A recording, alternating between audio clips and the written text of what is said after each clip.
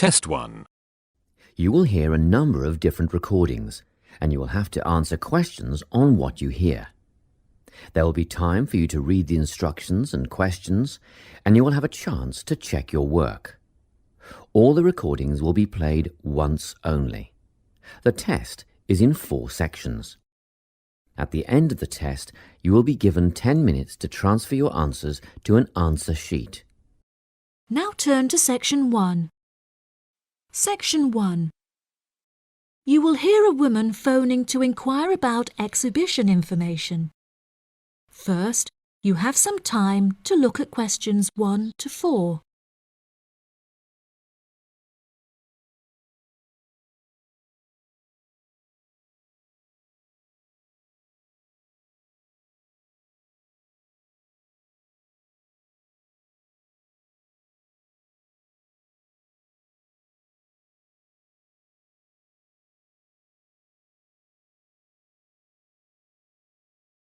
You will see that there is an example that has been done for you. On this occasion only, the conversation relating to this will be played first. Good morning. You're through to the events coordinator at the Birmingham City Council. How may I help you? Hello there.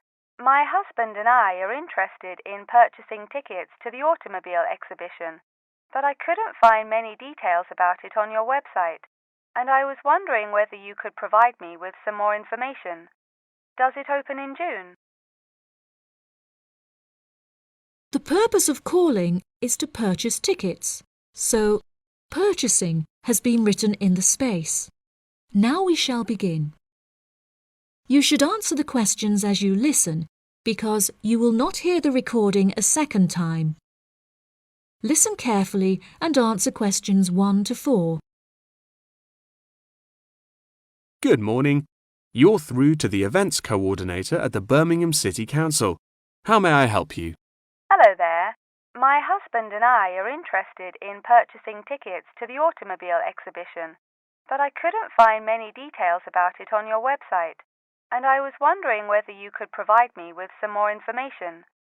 Does it open in June? Yes, of course, madam.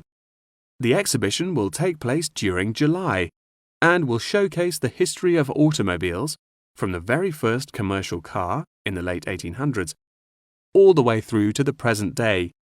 Is the exhibition open for the duration of July? No, madam. The exhibition will last 3 days, from the 1st of July to the 3rd of July, and then the cars will be taken to another exhibition. Okay. Does the exhibition focus on a certain manufacturer? No, it will showcase a wide range of manufacturers. Wonderful. I'm ever so fed up of going to these shows and only seeing one manufacturer. Are there any opportunities to sit in or even drive the cars? There will be many opportunities for you to sit in the cars. However, some of the cars will only be available to observe. We are yet to be told whether any of the antique cars will be available to drive. However, there will certainly be an opportunity to test driving some of the more modern cars on a purpose-built track. That sounds like great fun.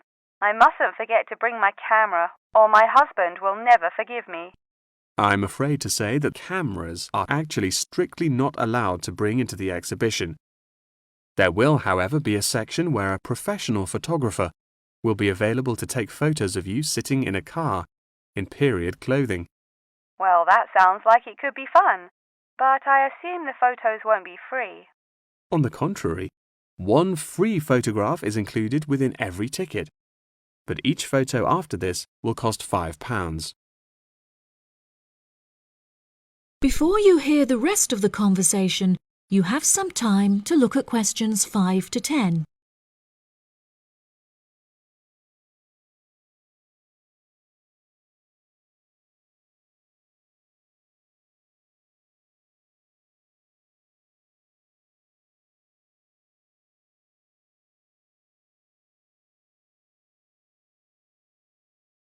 Now listen and answer questions 5 to 10. That's a nice surprise. Not many things are free anymore. I've been asking around about the ticket prices, but I haven't yet had a definite answer. Is it correct that the tickets are £100, whether you buy them now or on arrival?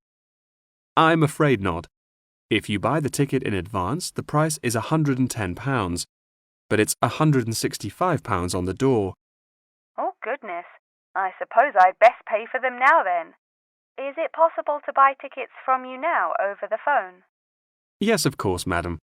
I'll transfer you to the box office manager, Mark Edgeworth. That's EDGEWORTH.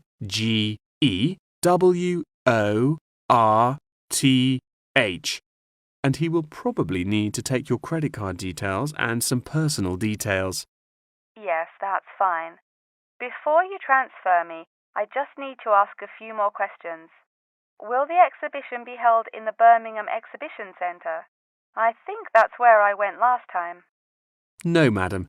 The Birmingham Exhibition Centre is currently undergoing some renovations, so this year all exhibitions will be held in the Summer Palace. Summer Palace? I'm not entirely sure where that is. Well, it's not too far from City Centre. Once you're in the centre, you should be able to find signs for the palace. If not, most people in Birmingham will be able to direct you. Neither my husband nor I am particularly good with directions. Is there anywhere I can find this information on the internet?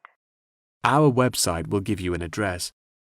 Perhaps you could visit www.directions.com for more detailed information, and they should be able to provide you with step-by-step instructions. Okay. And is this the best way to contact you, by phone? I think the most convenient way to contact us is inquiring online, which is much simpler than having to dial various different numbers to reach the right person. Unless you have any more questions, I'll transfer you now. No, that's great. Thank you for your help. That is the end of section 1. You now have half a minute to check your answers.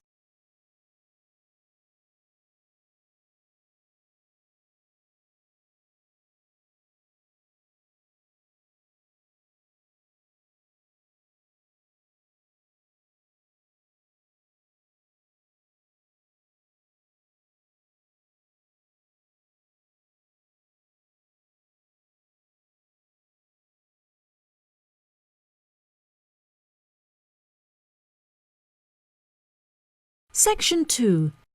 You will hear part of a talk given by a member of staff at a hospital. First, you have some time to look at questions 11 to 15.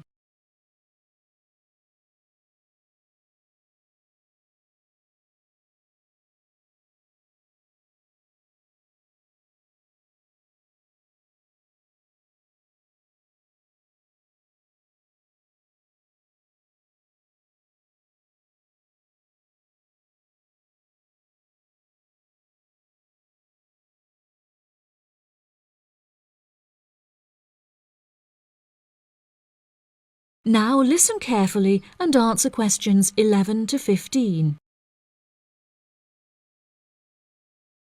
Hello, and welcome to the homepage for the Healthy Hearing Medical Clinic and Surgery, where we'd like to share a little more information about the services we provide and more. Our hospital is one of the leading specialised hospitals in the United Kingdom, attracting the very best healthcare professionals from around the globe. Not only are we a leading medical practice, but we are also the only hospital in the United Kingdom dedicated entirely to the treatment of and research into the curing of hearing loss. Our facilities and staff here are renowned across Europe, attracting thousands of patients a year. Our consultations can number anything up to 11,000 patients a year. However, we aim to treat around 5,000 patients a year so as to maintain and ensure the quality of our services. Our patients are guaranteed the highest standard of care, as well as the use of our first-class facilities. All patients requiring overnight treatment are provided with their own private room with ensuite facilities, as well as a state-of-the-art entertainment centre, which includes a flat-screen LCD television and PlayStation. Appointments with our healthcare professionals can be made at any time during the week, with female doctors available between 8 a.m. and 11 a.m. If you need to see a doctor outside of these times, please visit the Out of Hours page of our website for more information. Our doctors are all trained to an exceptionally high standard and practice a vast array of specialities. Mr. Roberts is a fully qualified ear and throat specialist. Mr. Edwards is a pediatric hearing specialist, while Mr. Green specializes in reversing hearing loss. For more details about our people, please visit the staff members page on our website. During a consultation, doctors will sometimes decide medication is required, for which patients should receive a prescription. There are several pharmacies within the city. However, we recommend that patients use the pharmacy housed within our healthcare facility. Our in-house pharmacy is well stocked at all times. Our products are competitively priced, and our pharmacists are on hand to help and advise from 8 a.m. until 10 p.m. from Monday to Saturday, and from 9 a.m. until 12 p.m. on Sundays. If you require any help outside of these hours, please see our Out of Hours page on the website. Since the Healthy Hearing Medical Clinic and Surgery also functions as a teaching hospital, we aim to provide our students with every opportunity to expose themselves to medicine in practice. Therefore, we would like to encourage our patients to give their consent for a medical student to attend their consultations. If our patients are not comfortable with this, there will be a form at reception where patients will be able to opt out. Before you hear the rest of the talk, you have some time to look at questions 16 to 20.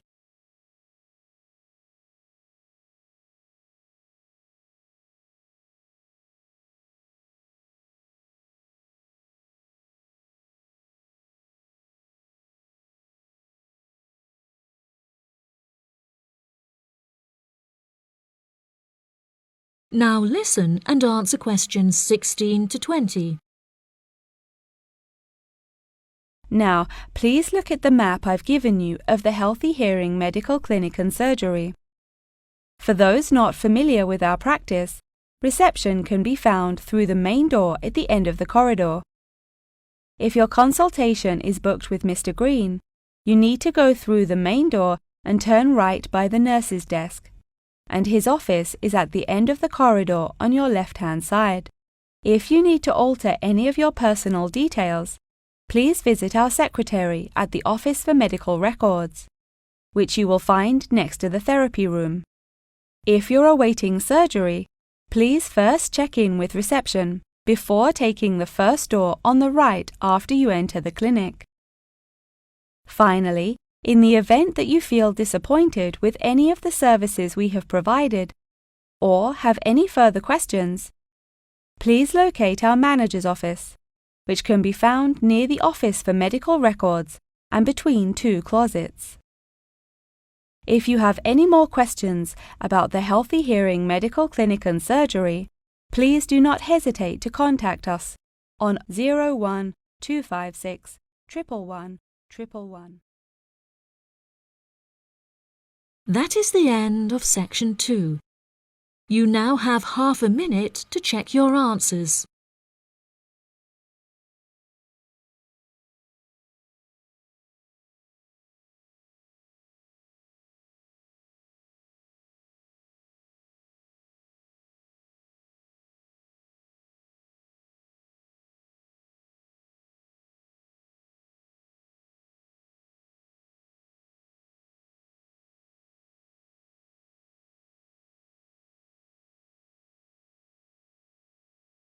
Section 3.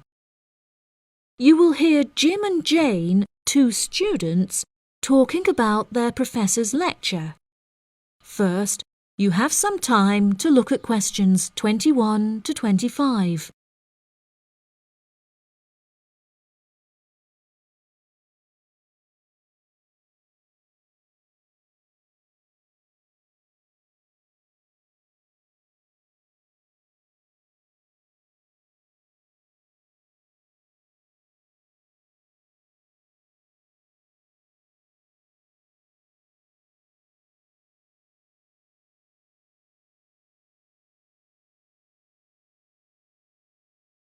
Now listen carefully and answer questions 21 to 25. Jane, what did you think of Professor Morgan's lecture? I don't know about you, but I find it incredibly difficult to believe that light influences the environment as much as he says. I've never seen any journal articles, websites or anything that verifies his arguments. It's stupid. On the contrary, I've seen a great deal of research supporting his argument from a wide range of renowned scientists. Have you looked at the recommended textbook listed on the course outline given to us at the beginning of the semester? All the information is in there. Perhaps you've just been looking in the wrong places. I never look at the course outlines. I have so many loose sheets of paper I tend to lose anything I'm given by the end of the day. What's the textbook they recommend? And where can I get it from? I should probably go buy it soon. I'm already behind in the course. Yeah, you definitely should buy it, and our grades are more important this year. It's called The Influence of Light on the Environment. You should be able to find it in the bookshop on campus. If not, they'll order it within 2 weeks. In the meantime, you should read up on Ken Simpson's work. He argues that in order to protect natural habitats, governments should endeavour to turn off lights in cities at night.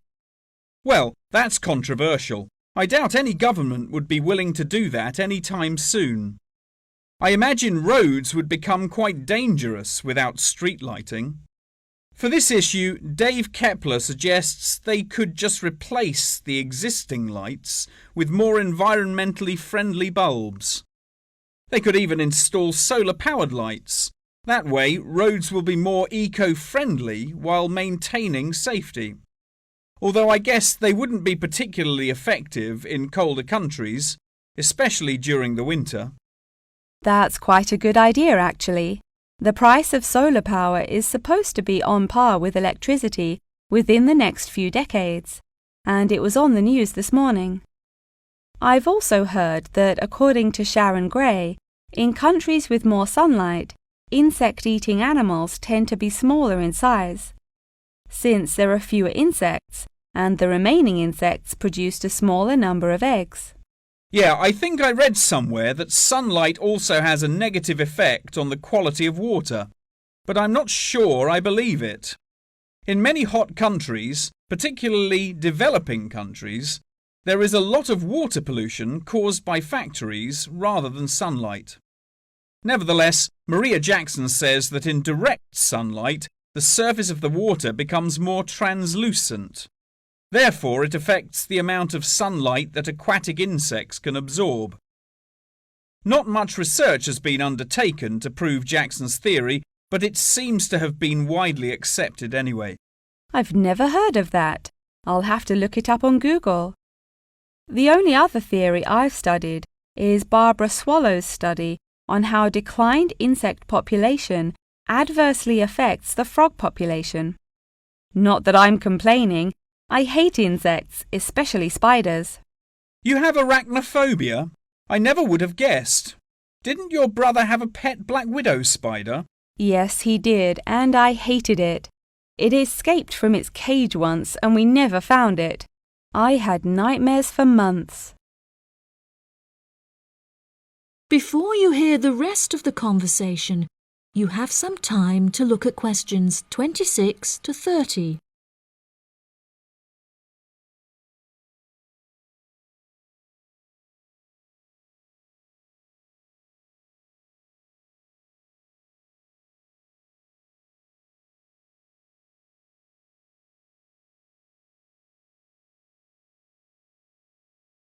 Now listen and answer questions 26 to 30. Okay, now I'm getting goosebumps. Let's change the subject. What's your stance on natural and artificial light? Honestly, I'm not sure it makes much difference which one you use. Species will die out either way. I think the real argument we should consider is global warming and protection or replacement of finite fuels. Solar power provides us with an incredible opportunity to replace electricity, and governments should definitely increase spending on research in this field. The theories discussed in our lectures, like Simpson's and Gray's, are so vague and lack proof, so I don't understand why we even study them. I see what you mean. I don't like learning unsupported theories for exams, and I'd rather spend my time learning something else. For example, I'd be much more interested in studying the animals in safari parks than researching migratory birds, particularly the effect of tourists on the quality of life of animals. As we know, every year thousands of visitors will drive in their own vehicles or ride in vehicles provided by the facility to observe freely roaming animals. Yeah, that would be really interesting. Especially those animals living in more tropical countries like Borneo. Following on from that, I want to study how bringing animals over from foreign countries to put in our zoos affects their life expectancy. For example, do you remember when China sent pandas to Edinburgh Zoo? Apparently, one of the pandas became depressed, but it was never explained why. To me, obviously, you can't take an animal out of its natural habitat and put it in a cage on the other side of the world. It just doesn't work. That is the end of section 3. You now have half a minute to check your answers.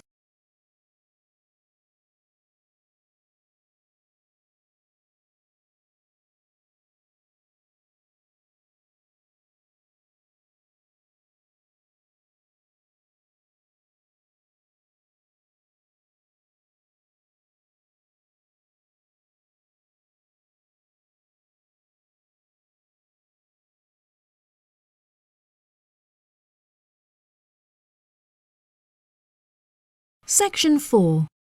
You will hear a talk on the history of football in Great Britain in the 19th century.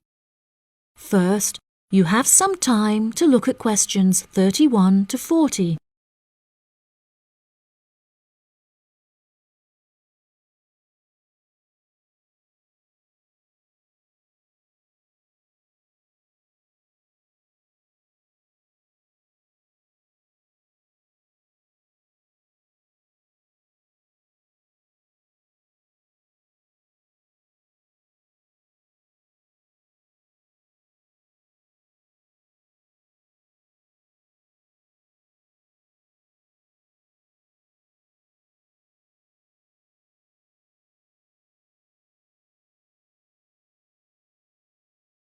Now listen carefully and answer questions 31 to 40. Great Britain is often hailed as the home of football, with talented players travelling from far and wide to play for teams in the English Premier League, one of the most popular football leagues on the planet. Today we are going to take a look back to the 19th century Great Britain, in an attempt to trace the evolution of the beautiful game, as it is now known. Prior to the 19th century, the game featured a wide variety of local and regional adaptations, which were later smartened up and made more uniform to create our modern-day sports of association football, rugby football, and Ireland's Gaelic football. Even up to the mid-19th century, Shrovetide football, or mob football, was still widely practiced. According to the rules of mob football, there were no rules. A player could legally use any means whatsoever to obtain the ball, such as kicking, punching, biting, and gouging, with the only exceptions being murder and manslaughter. These games may be regarded as the ancestors of modern codes of football, and by comparison with later models of football, they were chaotic and had few cooperation. Towards the latter end of the 19th century and moving into the early part of the 20th century, however, there appeared a newfound emphasis on moral values in football. Perhaps a more modern example of this can be seen in John Terry's suspension as England captain, following reports of his infidelity to his wife. Furthermore, as mob football died away, there grew a greater concern for players' health and general well-being, with many clubs affording their top players access to frequent medical checkups and treatment. Despite the presence of Great Britain's unique state-funded National Health Service, football clubs are still seen today providing team members with state-of-the-art healthcare facilities, with the top clubs even housing their own specialist doctors and physicians.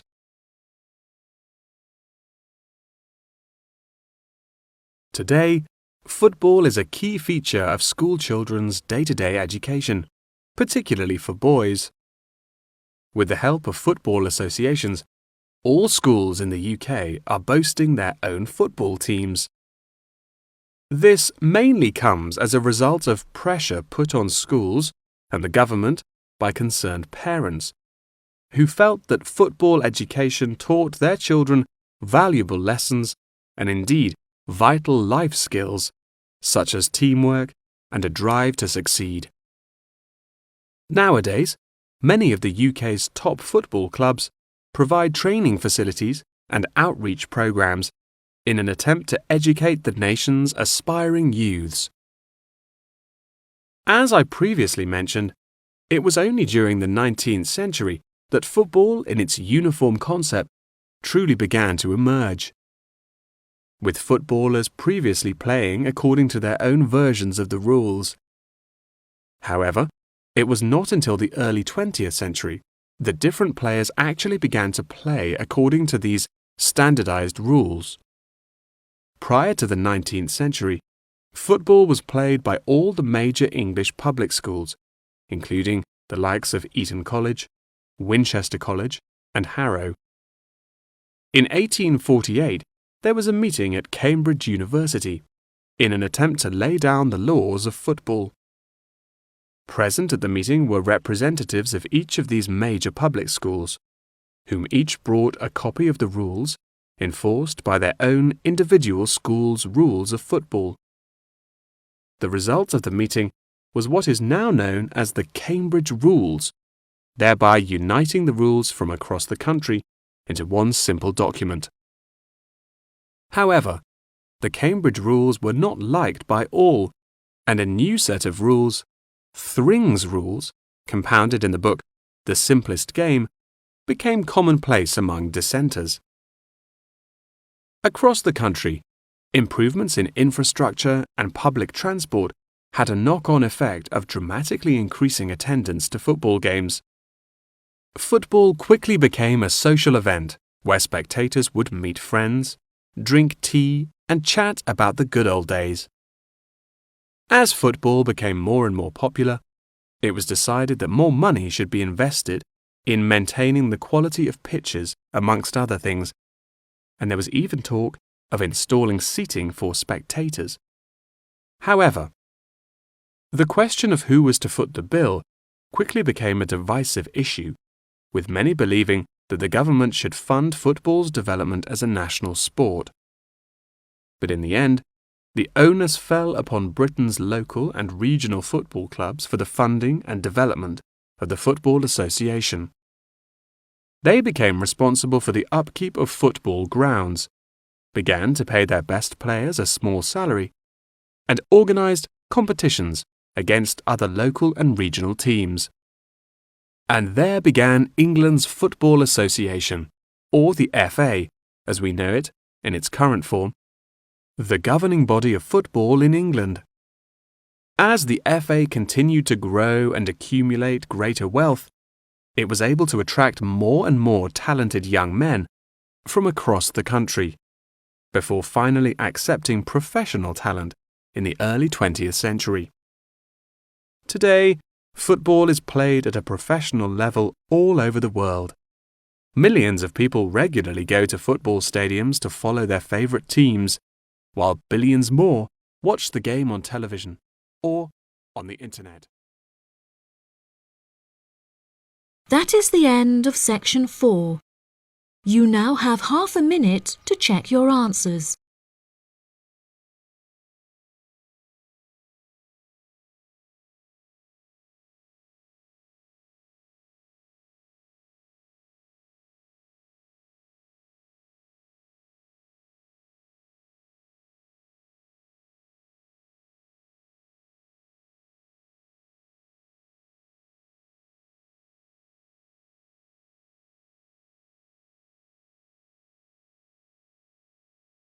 That is the end of the listening test. In the IELTS test, you will now have 10 minutes to transfer your answers to the answer sheet.